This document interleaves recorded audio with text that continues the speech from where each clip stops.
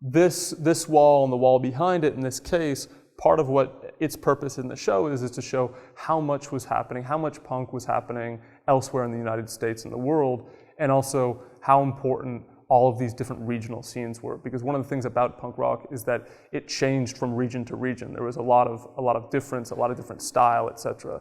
And one of the bands from the Midwest that is now getting a lot of attention and was a great band when they were playing in the early 90s, is a band called Los Crudos, who sang primarily in Spanish, but also gave lyric sheets out in Spanish and explained a lot of their songs in English, and were important in the Latino hardcore scene, but also in the hardcore scene in general, but also kind of bridging bands or inviting bands from Argentina, from Mexico, from Central America to try to connect the North American scene and the U.S. scene with punk bands who were from either Latin America or Mexico, or just punk bands who were singing in Spanish. And there were definitely bands like that before, especially in the LA scene.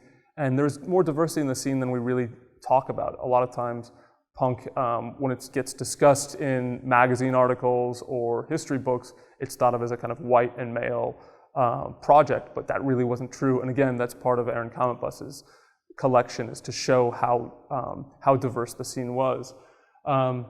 We have up on the wall here some examples of that. This is an image from a show that was put on by K Records in the Northwest, and early Riot Girl bands like Bratmobile, 7 Year Bitch. Toby Vale is performing and speaking. She was the drummer for Riot Girl, or for Bikini Kill, and Bikini Kill is also playing the next day. And then we have a Bikini Kill lyric sheet here, because one of the things, this wasn't inserted in one of the records, but it was handed out at shows, so people weren't just singing along to the sounds, but they actually knew the message. They actually knew what people wanted to say. And with Riot Girl, of course, that was really important, to convey a message and to get across the point that there was a feminist story behind these new punk songs.